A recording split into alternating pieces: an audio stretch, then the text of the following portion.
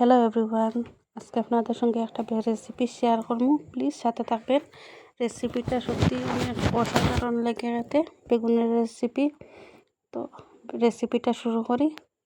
তো first of all মাছটা ভাজা করে লইলেই, তো মাছের সঙ্গে সঙ্গে মাছের ডিমটা আপনাদের সঙ্গে শেয়ার করবো। ডিমটা কীরকম ভাজা করে খেতে অনেক স্বাদ লাগে। তো আজকে আমি মাছের ডিমটা আপনাদের সঙ্গে শেয়ার করি। বেশ কিছু না, অল্প মশলা দিয়ে রেডি করলে হয়। তো ফার্স্টে ডিমটা আমি লইলেই, এই যে ডিম পরিষ্কার করে রাখলাম মাছের সঙ্গে। তো মাছের সঙ্গে তখন ডিমটা সরাইয়া লইলেই আমি লইয়া পেঁয়াজ মরিচ দিয়া একটু মশলা ইউজ করিয়া এই যে আমি রেডি করে লইলেছি।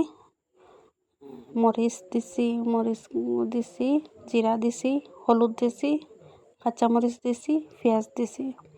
তো লগে যদি বেসন থাকে বেসন ইউজ করতে পারেন। আমার তো আপাতত আটা আসলো, আমি একটু আটা দিয়ে ব্যাটারটা রেডি করে নিয়েছি। তো এইরকম ব্যাটার রইলে হইব। তো আমি ফার্স্টের ক্লিপটা লওয়া বলে গেছি। এইরকম একটা তাওয়ার মধ্যে ফেলাই লইবা। তাওয়াও কড়াইও একটু চেষ্টা করে ফেলাইবার চেষ্টা করবা। তো উল্টাই পাল্টাইয়া 2 সাইড উল্টাই পাল্টাইয়া রেডি করে লইবা। যে আমি রেডি করে লই লিছি। তো রেসিপিটা চাই, এখন রেসিপিটা আরম্ভ করি। বেগুনের রেসিপিটা দেখতে দেখতে ভিডিওটা লম্বা হয়ে যায়। তো আমার এদিকে মাছও সব ভাজা রেডি, ডিমও ভাজা রেডি। এখন রেসিপি যাওয়া যাক।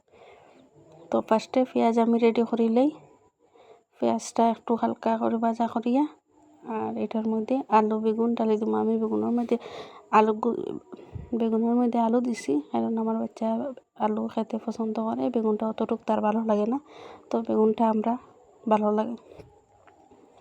তো এই যে আমার বেগুন রেডি।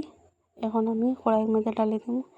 ডালিয়া বেশ কিছু না, হালকা মশলা দিয়ে আর 10-15 মিনিট গুঁড়িয়ে তৈলেও বেগুনটা সিদ্ধ হয়ে যায়। বেগুন সিদ্ধ হইতে আলু সিদ্ধ হইতে এমন সময় লাগে না, তাড়াতাড়ি রেডি হয়ে যায়।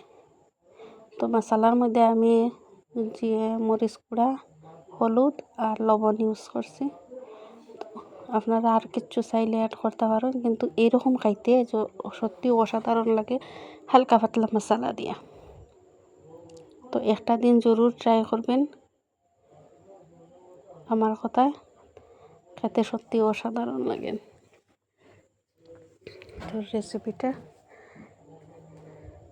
কার কীরকম লাগে দেখতে, কে কোন জায়গার থেকে দেখরা একটু কমেন্টের মধ্যে জানালে আমার ভিডিও বানাইবার উৎসাহটা আরও বেশি বাড়ব।